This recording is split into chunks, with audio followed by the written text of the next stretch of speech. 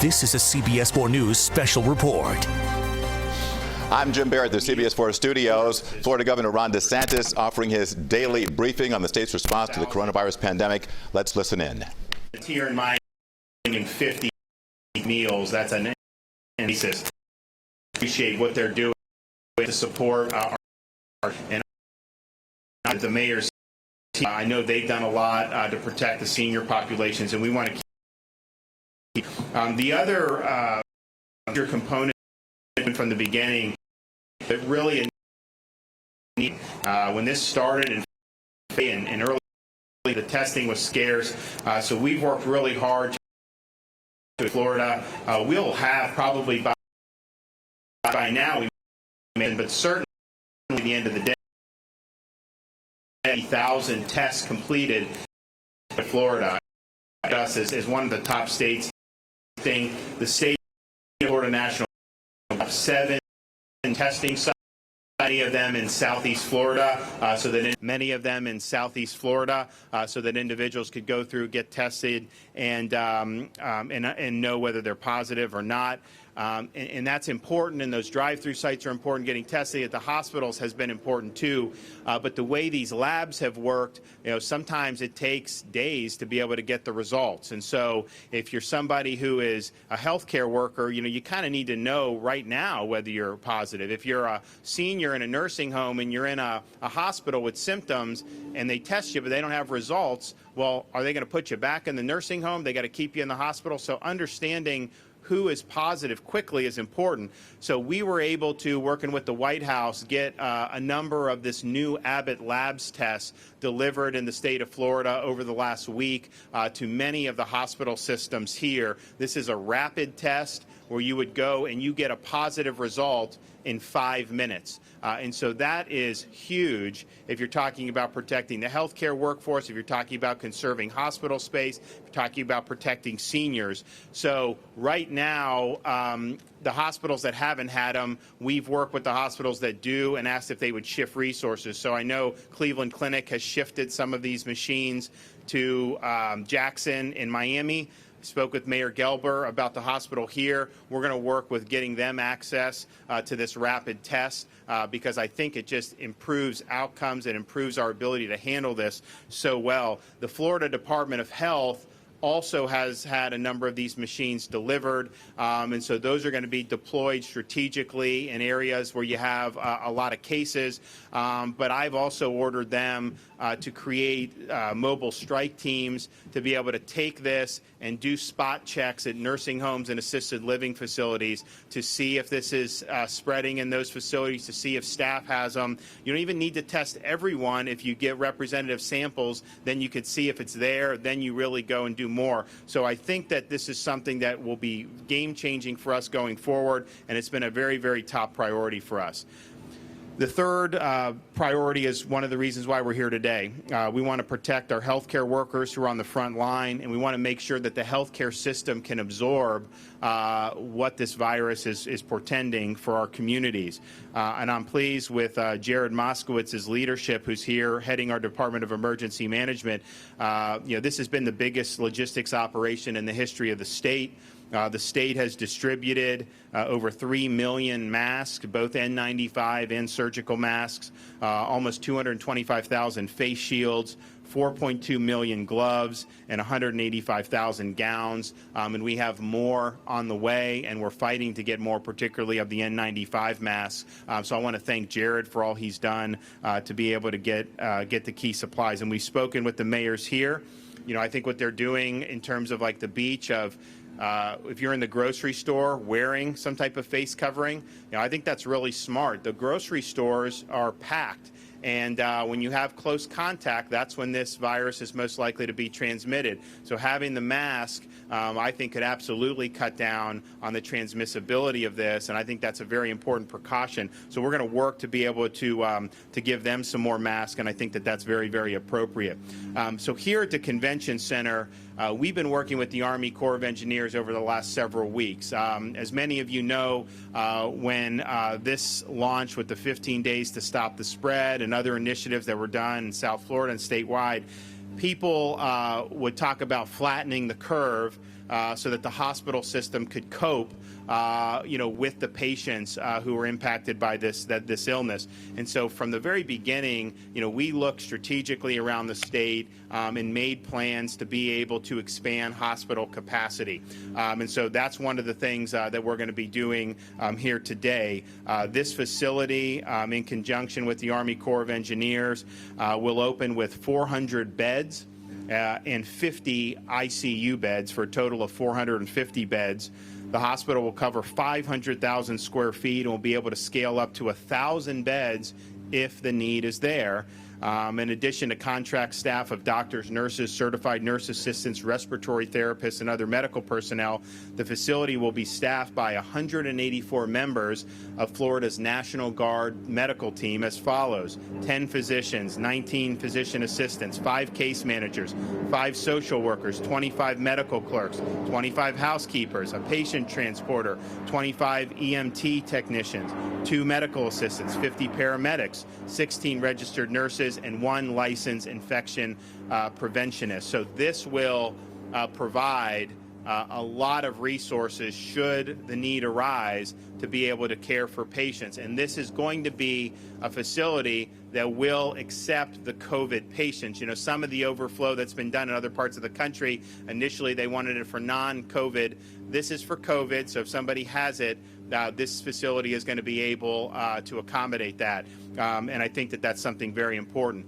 So this partnership with the Corps, we think is very important. We thank them for their efforts. Of course, we work with them on things like Lake Okeechobee anyways, but I want to thank them, General Semonite, for his leadership and for them really stepping up to the plate. This, though, is only one part of the plan to have additional capacity. In addition to the beds here in the convention center, we're setting up 200 beds at the old Pan American Hospital and 250 beds at a field hospital right here in Miami. And those will be beds that are manned with medical professionals that the state of Florida has contracted with, so you're not going to have to deplete resources from the hospital systems here in Miami-Dade County. This is supplementing what's already there, but it's not taking from what's already there. Outside of Miami, we have an additional 4 field hospitals as the need may be. We have one that's ready in Broward, another one that can be stood up very quickly in Palm Beach, and then we're also looking where on the west coast of Florida and potentially northeast Florida. But we have ready to be deployed 4,300 hospital beds and almost more than 150 ICU beds, 451 nurses, 15 nurse practitioners, and 14 doctors. They're under contract, they're standing by, and they're ready to deploy. So that is why I would much rather be prepared for the worst and the worst not come here than not be prepared. And so what you're seeing here today is the state of Florida, the Army Corps of Engineers, Miami-Dade County, Miami Beach, doing all we can to be fully prepared. And again, these plans have been laid for quite some time. Finally, just an overview of what we're looking at in terms of hospital capacity in Florida. Right now, the availability statewide is 43%. Miami-Dade is 43%. Broward is almost 46%, Palm Beach 49%, Hillsborough 41%, Orange 44%, and Duval 47%. So we have capacity at the hospitals. We don't know what a surge may bring, but we have to prepare for that so that we're able to take care of people. So I think that this is the smart thing to do. I think it's the responsible thing to do. And I'm really glad to have the Army Corps of Engineers with us. And so I'd like to be able to introduce Lieutenant General Todd Semonite. I want to thank you for your friendship and your support and for your leadership. Well, listen, Governor, to you and the other senior leaders here, I can't think of a better team to be able to be partnered up with, to be able to support such an important thing. You mentioned a little bit about the Corps of Engineers. We've been working in Florida for almost 100 years. Disaster response, Everglades restoration, beach renourishment. But I can't think of a more noble task than saving the lives of the Floridians that have been infected by this virus. And just the thoughts and prayers of all of us in the Corps and in the federal government go out to all of those people, and especially the real heroes, the people that are on the front lines, the nurses and the doctors. And this ability to be able to bring this facility on, to be able to help mitigate this, is going to be instrumental. And this really is a team effort. Today, the Corps of Engineers is working for that man right there, the governor, okay? And we're going to work side by side with the mayors, with the city leadership, the state leadership, the National Guard, obviously the medical communities. We are here basically on behalf of FEMA to be able to help out. But let there be no doubt as to where our loyalty is. When the governor decides how they want to do this and what their plan is, we need to be able to put this in the ground to be able to make sure that we're meeting that requirement. We developed about 3 weeks ago what I would call a very, very standardized plan. We went to all the experts and we said, what are the medical requirements? How do we do this to code? How do we do this? Is it COVID, non-COVID? Do we do it in a convention center? What's negative pressure? And over the last 3 weeks, we are in the process right now building 17 different facilities, about 15,000 beds that we're putting in the ground right now. Here's the message, though, is that we've just finished New York, just finished Detroit, and just finished Chicago. And, Governor, we have learned a lot of things by building those facilities. So this facility that we're building out, we've migrated a lot of those lessons learned. What's the best way to run a nurse's station? How do you do patient discharge? How do you work all these things? And we've integrated those back in and be able to make sure that we're leaning forward. The governor talked about 400 and then the 50 ICUs, but there's a lot of other supporting requirements. What do you do for showers? There's not a lot of showers in the convention center, so how do we bring those back in? What do we do for oxygen? How do you be able to run where it's patient receiving and then patient discharge? PPE transition. Every time a nurse walks out to take a break, how do you make sure they're going through the right protected areas to be able to drop that off, and then those things go away so they aren't hurting anything else? And that's what this whole facility is going to be able to provide.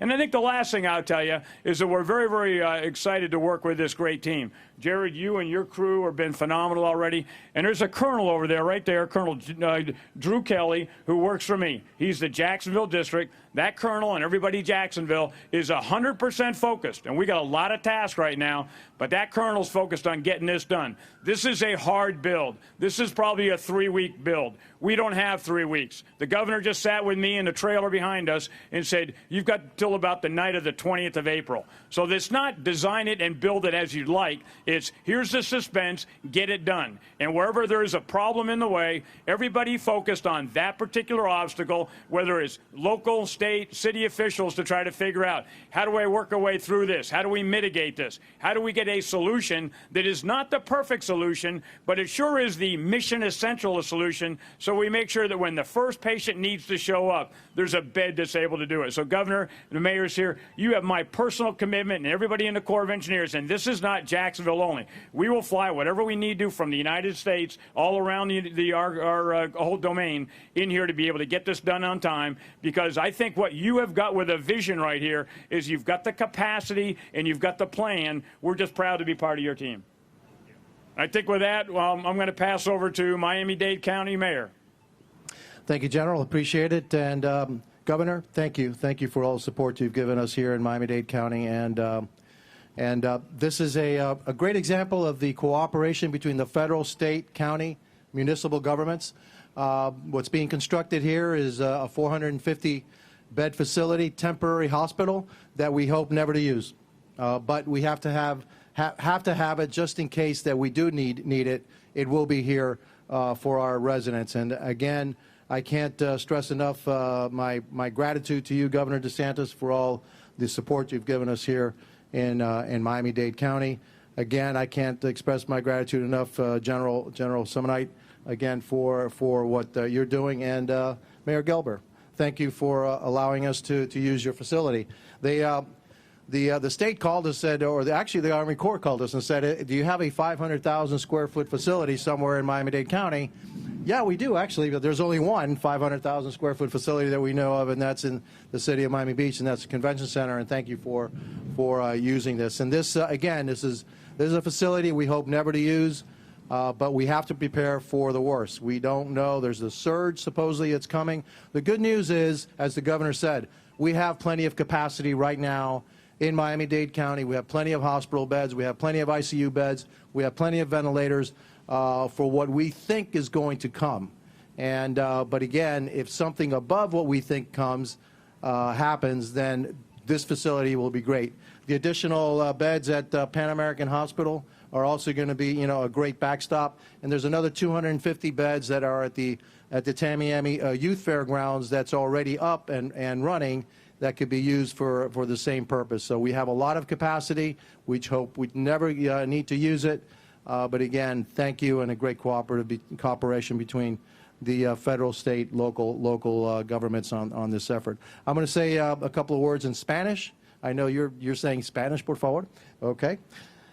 Estamos aquí para anunciar una construcción de un hospital temporal en el centro de convención de Miami Beach.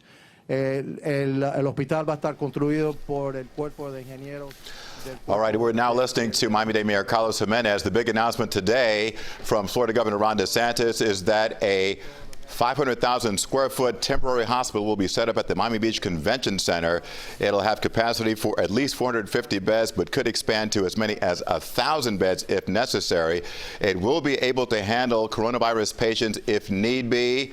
There we're looking at Miami Beach Mayor Dan Gelber, who certainly has been very strong in trying to clamp down and limit the movements in Miami Beach of the residents there, and also make sure that people are practicing the safe social distance. At any rate, the big announcement is that this will be done in conjunction with the U.S. Army Corps of Engineers, and the mandate from the governor is that this hospital be up and ready to go in less than 2 weeks.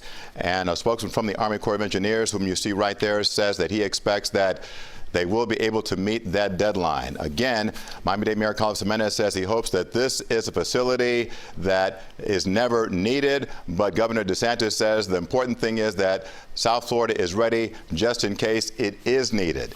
There is an expected surge of cases to be coming, although no one frankly knows exactly what that surge might be. Right now, statewide, we are over 15,000 cases, more than 300 deaths, and South Florida, of course, has the lion's share of those cases. So again, that is the big announcement here at the Miami Beach Convention Center. It'll be turned into a huge temporary hospital, and how ironic, just a couple of months ago, this was the Super Bowl headquarters here in South Florida, as South Florida and Miami-Dade County was so overjoyed that we were hosting the big event for the NFL, and now, just a couple of months later, it will be turned into a makeshift hospital. And it'll be staffed by also many of people with the Army Corps of Engineers, and Governor DeSantis says that's also an important element because it means that it won't tap the resources of South Florida's hospitals. The good news, again, from Miami-Dade Mayor Carlos Jimenez is that so far there is plenty of hospital bed capacity in South Florida. There are plenty of ventilators on hand in case they are needed. Thank you. Gracias. First, I want to acknowledge every morning my commission meets on the phone with our city manager. Some of them are here today. Commissioner Samlin, Commissioner Gangora, Commissioner Richardson. On the phone is County Commissioner Higgins is on with us, where we're talking to our city manager, trying to coordinate what we do here.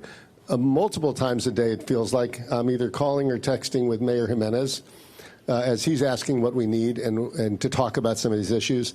And I even regularly hear from our Governor DeSantis, to our little city here, and Jared also, who calls just to see what we need. So thank you for reaching out. Thank you for caring about us. And thank you for reminding everybody that we are all in this together. We're leaning into this. And it's just like these masks. You wear them to help somebody else. And when everybody wears them, everybody is elevated and healthier. So thank you. If there's a city in America not built for social distancing, you are in it. We want people to come here to dance at their weddings, to embrace on their honeymoons, to visit our beaches, our promenades like Lincoln Road and Ocean Drive, our parks. We want them to go to our venues and our bars. And we want them to come here to this convention center where they come to the biggest art show in the world and walk around together experiencing something fantastic, or to the Super Bowl experience where families and friends sit around and root for their favorite team. But things are different right now. Things are much different. And just as we have to be great at all that, we have to be great at this. Our city has adopted every CDC guideline each time it's been enacted as an emergency order. We want to lean into this, and that's why we're frankly part of this with you, and we know you're going to take over our convention center. It wasn't really a question, obviously. You need to do it.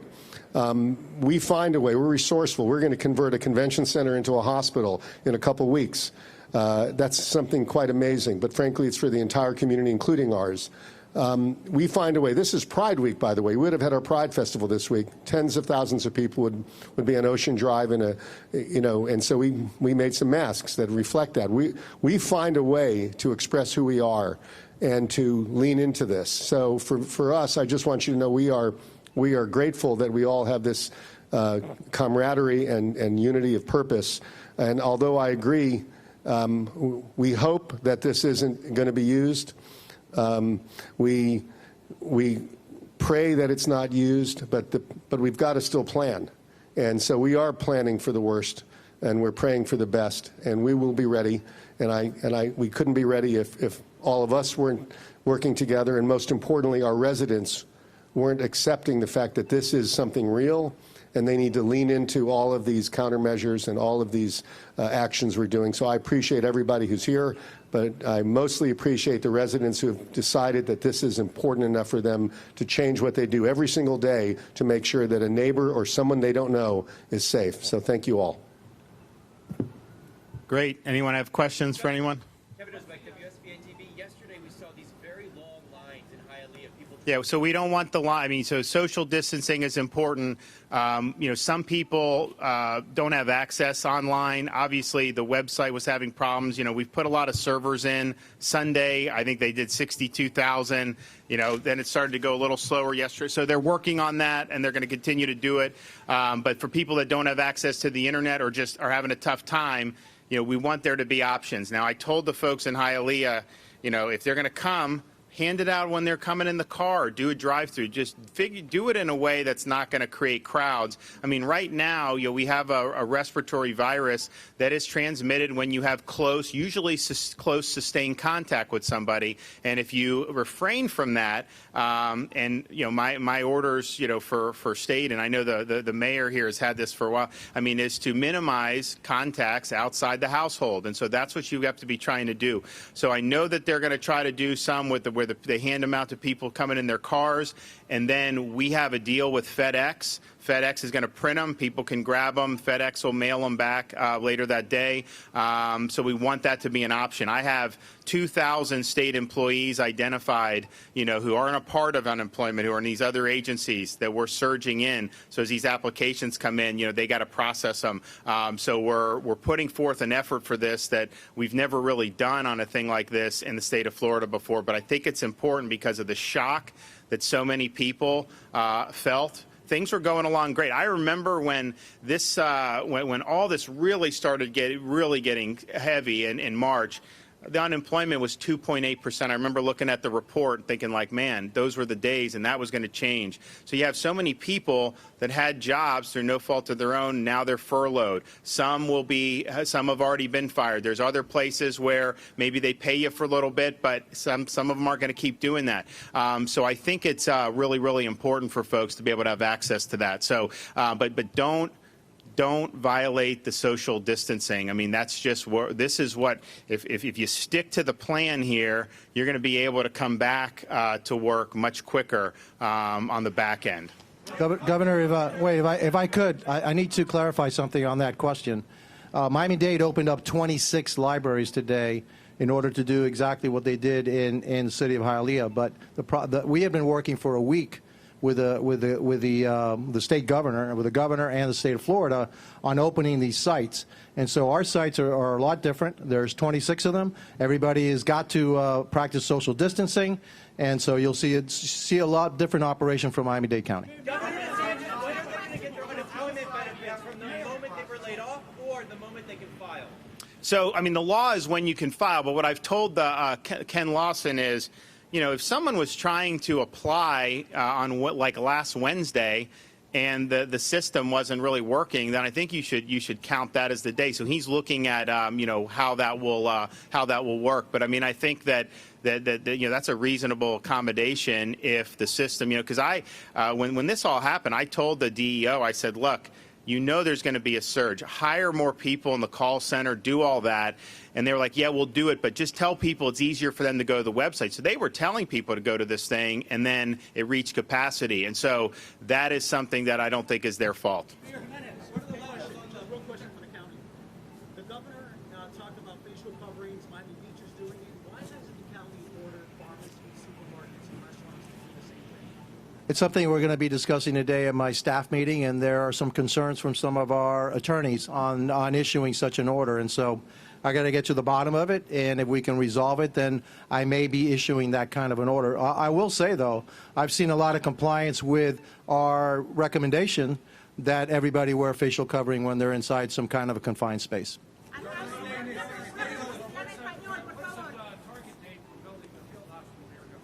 The field hospital is the one in Miami's up.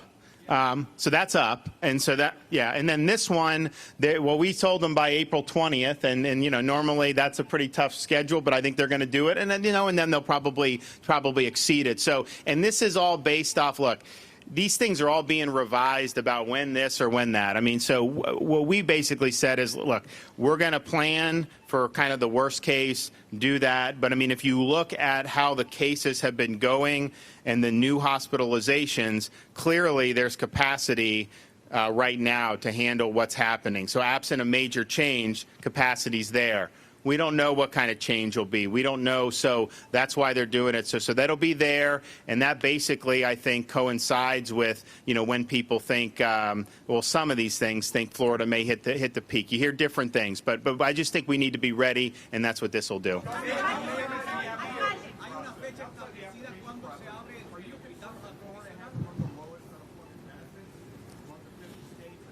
Well, so, you know, our unemployment benefits, as you know, is set by law.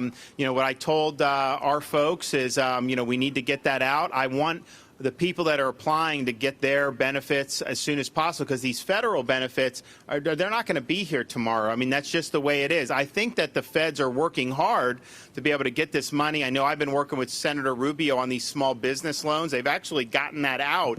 And even though there's been some complications to it for government work, I mean, it's amazing that they've been able to get that money out. So, you know, I've said get the money out, do what you do at the state level, and then we really want to help and prod the feds to get their share. The Fed share obviously is going to be more significant than what we currently have in Florida law. But whatever we have in Florida law, you know, we obviously want to be able to give to folks.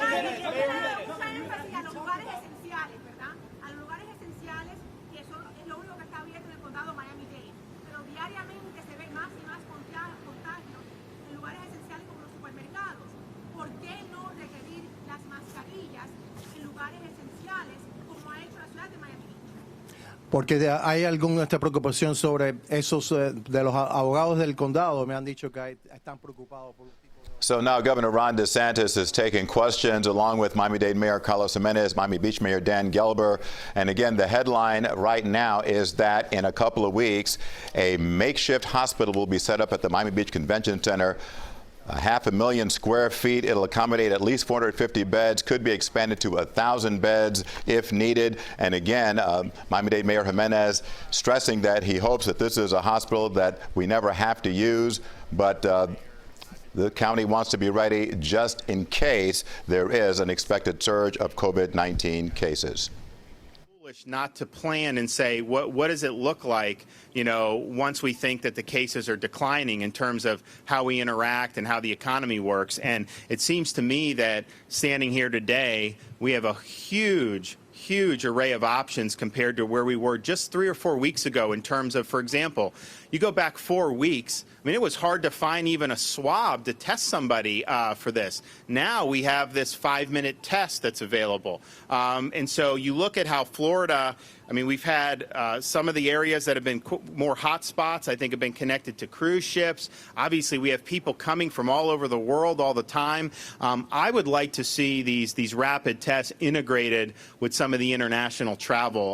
You know, if you're coming from like a Brazil or coming from these other places, you know, it would be good to have those tests available and done so that as people come to Florida, you know, we know that people aren't necessarily carrying the virus. I mean, we're going through a lot here. You know, Miami Miami's gone through a lot here. Other parts of Florida have gone through a lot here. We've had a lot of dislocation economically. We're trying to mitigate that, and we're going to try to bounce back from it. But, to go through all that and then just have people coming internationally or even domestically and seeding it all over again, I think is a problem. And so I think we need to be thinking, I'm going to talk to the president about this, when you're talking about some of the, because the fact of the matter is, airplanes are what brought the virus to the United States. And so we got to think smart about this, but I think we want to have people be able to function as a society, but I think there's ways that we can now do that much smarter, but the travel, I think, is something that we're really going to have to build in some protections for. The state calls for transparency. Why hasn't the state put out more information on nursing homes and assisted living? We do. I mean, so first of all, if you look at the report that the State Department of Health puts out, I challenge you to find another state that's even close with transparency. We have we have a dashboard that's up. You see in real time as the cases come in. Some of these other states, when our numbers come in, those are fresh. Some of these other states, those are 48 hours old, and so we're doing it fresh. We now have it broken out. So you have it broken out by age. You have the number of cases, positive cases, listed in any nursing home or assisted living facility by county. We now have, because people had questions in terms of race and ethnicity, so we're now breaking out by race or ethnicity. Don't have it for every patient, but the ones we do, we're putting it there. And then we're also with University of Florida and Shands, we're supporting with our supplies an investigation into some of the public housing communities. It's going to be in Jacksonville, primarily African American, to figure out underserved populations where they may be not getting what they need. Now, we have drive-through testing centers. It's open for everyone, but maybe the message hasn't. So we're looking at that. We're doing some other random testing to try to figure out how many people are asymptomatic that may have it. So we're doing a lot. All that in every daily report, the number of people, either staff or somebody who lives in assisted living, is listed by county, the numbers. Now, it's also important to keep in mind, a nursing home is going to be a different environment than some of the independent living. Some of the independent living is, it's like living in an apartment. People can come and go, and we've tried to do restrictions there, but actually, people are going to be able to make, the nursing home, you have the ability to control access. And as I mentioned with the Abbott Labs test, I've told the Department of Health, I want you to harness that ability to test quickly and do these checks in some of those facilities. And so they're working on that, but I told them to deploy that as soon as possible. Mayor, you clearly mentioned that there is a projection for Miami-Dade County because you do not think that our hospital needs or hospital capacity will be exceeded. So the White House has released projections. What are the projections you have seen? Now, this is based on what I've seen. This is not about a projection. And so what I've seen, because we keep tabs on that, is that this is not exponential. This is not growing exponentially. It's growing linearly. And so unless there is some exponential growth that I haven't seen, all right, then the capacity that we have in our hospitals should be sufficient. But some models show an exponential growth. So we have to prepare for the exponential growth. But what I've seen right now is a linear growth. And I haven't seen a steep linear growth. I've seen a gradual linear growth in the number of cases. There are people leaving the hospital that had COVID-19, and there's a number that's coming in. The difference, that delta, isn't a large number. It isn't like this. There's a steady growth, but not something which I would say was alarming at this point. That could change tomorrow. But the thing, what I would say too, if you look, we have expanded testing more here than just about anywhere. There are states that have more positive test results than Florida, and we have like 3 or 4 times as many of negative test results than they do. So we're just doing a much bigger pool. Some of them have very, you look at Michigan, Louisiana, some of them, they just haven't tested overall. Even though they have more positives than us, they have way fewer negatives. So that is something to do. But here is kind of how we do it, because, you hear someone will report somebody saying this or some model says this. We look at the data every day throughout the day as it's coming in. So just day over day here in the state of Florida, the number of new hospitalizations for COVID-19 was net negative 44, Miami-Dade negative 30, Broward -2, Palm Beach -1, Hillsborough 4 positive, Orange -2, Duval +2. So we're looking at that and seeing how that is changing. You know, the positive cases are important, but, you know, Miami has gotten, you know, there's a lot of people who have tested positive here who are not in kind of the real danger age groups. I mean, these are people who are under 55. A lot of them don't have health problems. Those are people, they're positive, they isolate. A lot of them are fine. Some other parts of the country, it's more disproportionately on some of the danger groups. And so that's another thing that you look at. But you really follow that hospitalization and see how that's moving. That's not only important for the space here and keeping the hospital situation under control, it also kind of gives us an indication of which direction we're going in the state of Florida. And then I would also just say, you know, we have a very big, diverse state. I mean, if you look at the cases throughout the state, we have about 60% are in just the 3 Southeast Florida counties, Broward, Miami-Dade, and Palm Beach. We've obviously diverted the vast majority of our resources to those 3 counties from the state because of that fact. And so, you know, we watch those counties. And then there's other counties where, you know, you have very, very slow linear growth. And so, again, and you're looking at hospital capacity, you know, that's something that if that trend were to continue is not going to put some of those other areas in huge jeopardy. But we watch it every day, and if we see anything that changes big time, then we obviously have contingencies for all over the state. But I think Southeast Florida is really the one part of Florida, you know, that we've been most concerned about. But even with all the things we're doing, as the mayor said, you know, we're watching what's going on in Miami-Dade, and there is still capacity here, which is good news. How does the state deal with protective gear? Do you have sufficient masks, gowns? So the state, I'll let Jared speak to kind of what we've distributed for protective gear. And we, like I said, they've distributed over 3 million masks. I think the biggest problem I think that it's had is these N95 masks. Jared ordered millions of those early March. They would be delivered, supposedly. We'd show up. They didn't go, and then this. So there's a lot of stuff on the secondary market. I've talked with the head of 3M. You know, we're still working through that. But I think at these hospital numbers, you know, there's a need for PPE as it surges. Most of the folks we've talked to have said, you know, they do have what they need now for this, but we're very sensitive to the PPE. That's one of the reasons I suspended the elective surgeries. Part of it was to have more room in the hospitals, but quite frankly, you know, given the hospital numbers, we were probably okay there. We just didn't want PPE being burned. So we've done a lot to really conserve that, and Jared's been really great in fighting for that. So you want to tell about what we've done? Sure, Governor. Thank you. The governor's laid out all the numbers that have moved out of the warehouse. We're running a 24-hour operations. All of the 67 counties have their staging areas stood up. I want to thank the general of the guard. The guard's helping us run that warehouse. I mean, just yesterday we did another 300,000 masks out of the warehouse. And so, listen, I've been well on the record of the issue with 3M and the masks. I think you saw results come out of that. The president announced yesterday, 2 days ago now, that we're going to get 55 million more masks a month out of 3M over the next 3 months. The FDA also changed their guidelines, now allowing the KN95 to be used in certain circumstances. So we have millions of surgical masks on order, millions of KN95s on order, and millions of N95s on order. And they're just coming in different batches. And so as they come in, they do not sit. They immediately go out, and we are focusing obviously on hospitals, first responders, and nursing homes. I mean, the Miami Herald wrote an article specifically showing what's going on in that space. We had over 600 million worth of POs that I personally signed that nothing could get delivered. And that's not just happening here. It's happening all over the country. It's why you've seen even in California, the governor talking about putting a consortium together because where everyone's competing against each other. I mean, we are competing against everybody but Antarctica for masks. And so we're going to continue to do that at the division. It's our main focus, in addition to getting these facilities up, is that PPE. We know it's life-saving stuff. We want to make sure that we're taking care of our heroes, our doctors, our nurses, our hospital workers, everybody on the front lines. Governor, thank you. And I'm I'm in contact every day with the White House about the PPE. You know, I think the president correctly said, you know, the states just if you can buy it, buy it. It's quicker to do that, then we'll reimburse you, and that's really what we've done.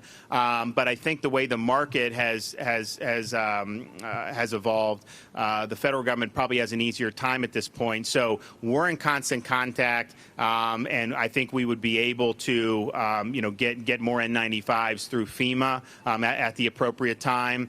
They understand where we're going. We're very transparent about how we're handling things. Doing that on a daily basis. I mean, obviously they've been doing that with ventilators. I think we've seen a change in demand for ventilators nationwide.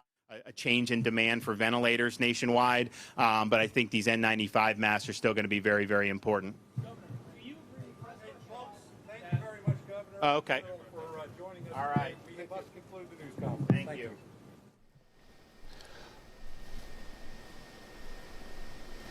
All right, so the news conference wrapping up there at the Miami Beach Convention Center. Governor Ron DeSantis flanked by Miami-Dade Mayor Carlos Jimenez and Miami Beach Mayor Dan Gelber. And again, the big news is that the Miami Beach Convention Center will be turned into a temporary hospital. It'll be developed by the U.S. Army Corp of Engineers. Governor Ron DeSantis says he wants it up and running by April 20th. And there you see him speaking to the Army Corps of Engineers spokesperson who says that he will meet that deadline. The governor also touching on a couple of other topics, that the state will ramp up efforts to process those many unemployment benefits that so many people are seeking right now. It'll do more rapid testing for COVID-19. A rapid test will have the results in just 5 minutes, and getting more protective gear for healthcare workers. So a lot coming out of this news conference. Of course, we'll have a whole lot more on all of this on CBS 4 News beginning at 5.